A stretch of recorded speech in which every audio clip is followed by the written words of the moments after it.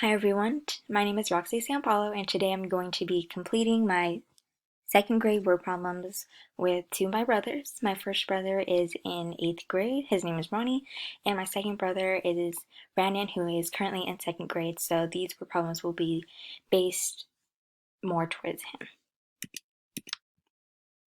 Okay, so my brother Ronnie is going to be solving the first word problem.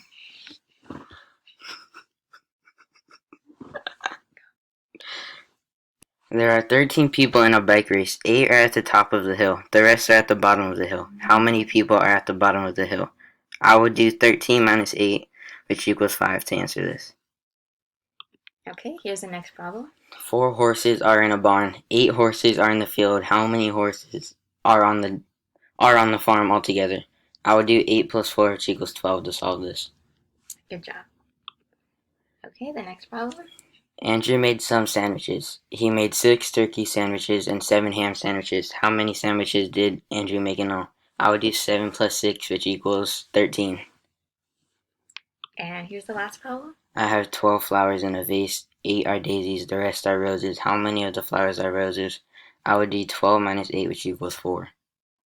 Good job.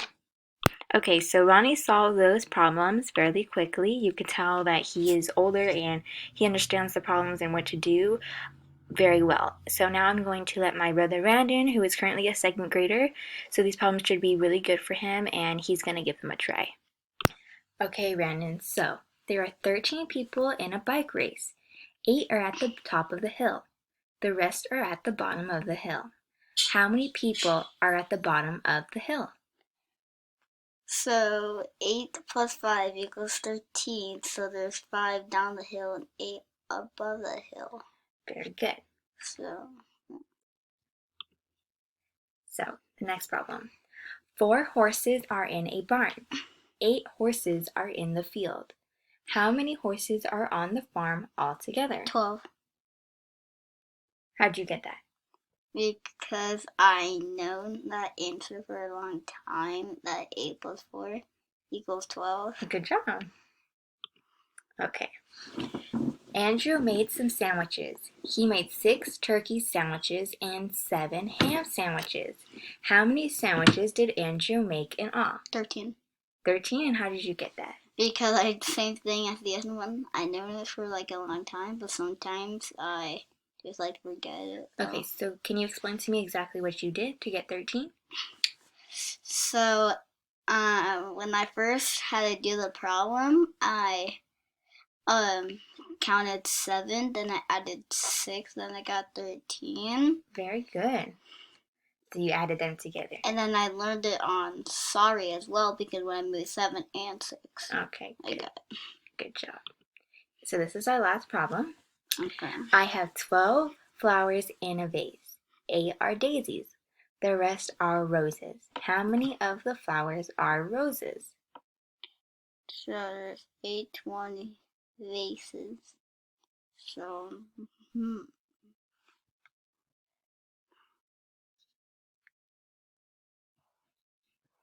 So you can write this down if you want. We start with 12 flowers, right? 4? Are there? How did you get 4? I mean, 8 plus 4 equals 12. And you know what you could also do?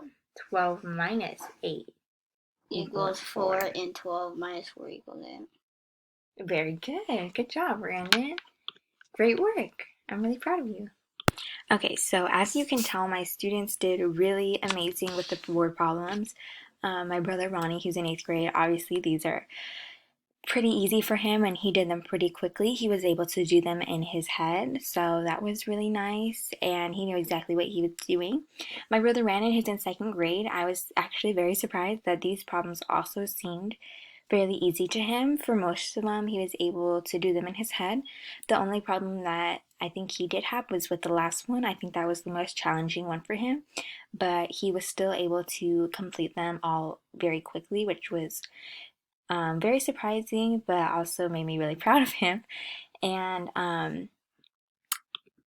both of them did them the typical way of,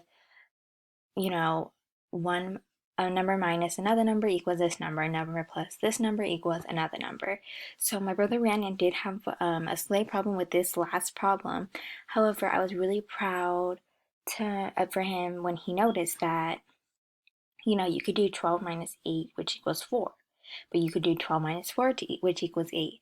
Or 8 plus 4 equals 12. And he was able to interchange the numbers to all equal each other, which I was really proud of him for being able to do that and for recognizing that. So I think they did really great with their word problems, and I'm really proud of them. Thank you.